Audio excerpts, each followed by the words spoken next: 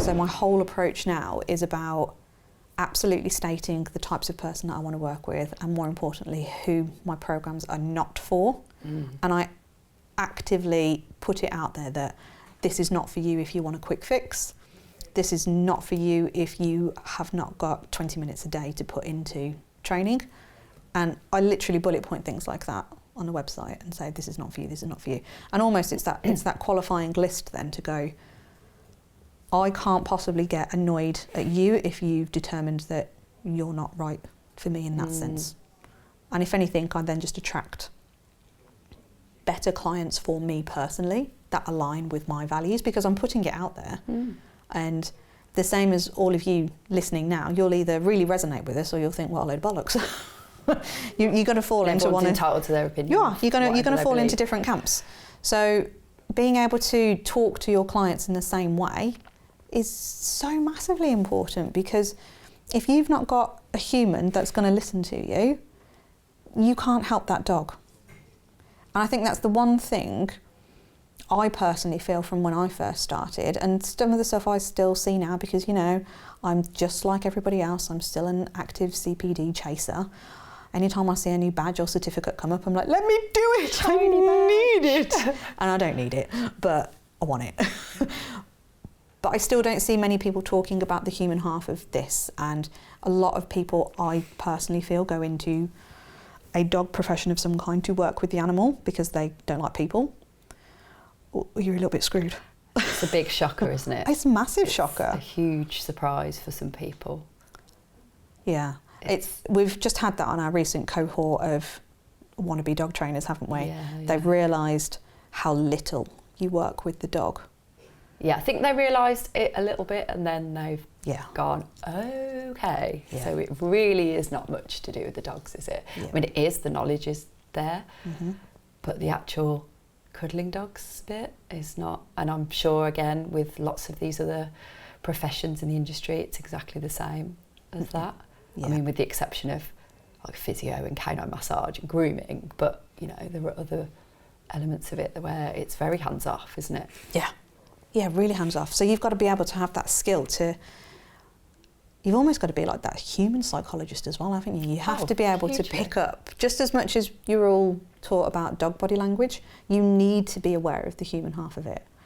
Because if what they're saying and what they're doing are two very different things, you need to read between the lines and go, okay, there's something that's not landing here. And some people's faces say it all, I don't love people's faces. You and I have these same faces for each other. We're like, what? Shut up.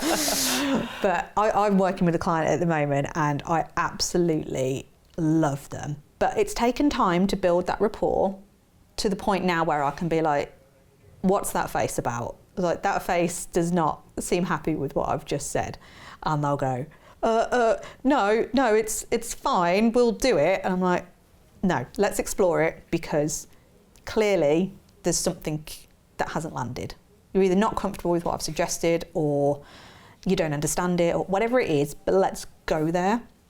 And I think having that confidence and the ability to do that is so important. Because I could also have easily walked away from a million situations having gone, well, I've given you the information, it's up to you what you do with it, but if you don't do it, then it's not going to get fixed. And I'd be a bit blasé around it. But ultimately, if that person is telling you through their body language that they either don't understand it, they don't get it, they don't want to do it, they don't think they can do it, there's always a reason, and you have to explore the reason exactly the same way you would dissect a dog training or behaviour case. It's just so important. Yeah, and it's the only way that's going to be able to happen is if you've got that really good understanding of each other, which is why for me the person psychology almost, again, pitchforks, outweighs the dog. Yeah, no, I would 100% agree. Because 100% yes, agree. you need to know about the other, and that is your knowledge fountain and everything, but if you're not a good people person, you're really not going to be a good dog professional, are you?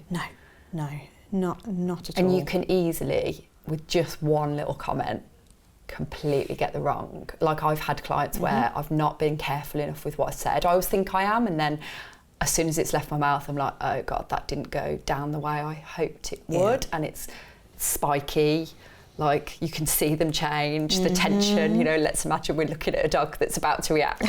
You get this, we're like, oh, okay, how can I pacify it? But then again, you sometimes can't you? So you draw things out of your brain in a split second and go, okay, so although I said that, and you can kind of deflect it a little bit, but some people are like, it's too far gone. Yeah. Like, you've done it, you've said it, it's not. You know, and there's difficult conversations, isn't there, that you have to have. There are some dogs that you have to have that conversation of. I don't say this very lightly or very often, that dog, from a welfare point of view, should not be going out for walks. It should not be doing those things that other dogs can do. But if you just say that, like, you are going to create that spiky reaction off a lot of people. But if you say it in a, you know, let's put ourselves in that place and let's come from a place of understanding. Yeah. Like, I know how it feels, or I've been there, or you know, there's a way you can do it where you put yourself in that position and you come at it from a different angle, and then those owners are most likely to kind of just soften a little bit. They might not just go, oh, okay, we're totally on board with that. And I'm working with a family at the moment, and we're having this same, not a struggle, but I'd say this little drip of information. So what I'm doing is trying to kind of feed it in without going, you really shouldn't be walking this dog. So that would be too blunt for them, but it might be that with another client it's the right approach because you've kind of got that different relationship with them. So it's all about how they'll take you and how vice versa. And this is it all boils down to that messaging you're putting out there, however you're doing your messaging, whether that is on a website, on your social media, but more so how you're actually being in person with that client, or even that potential client. How are you handling that whole process of them coming on board? Because if you're not, again, if there's no structure, if there's no way for them to truly understand you and vice versa, how do you know what you're jumping into? It's almost like doing a bit of a dating game, isn't it? It's like you're just going to go on a blind date and hope for the best, and then get really pissed off at the person if they don't buy you dinner. Yeah.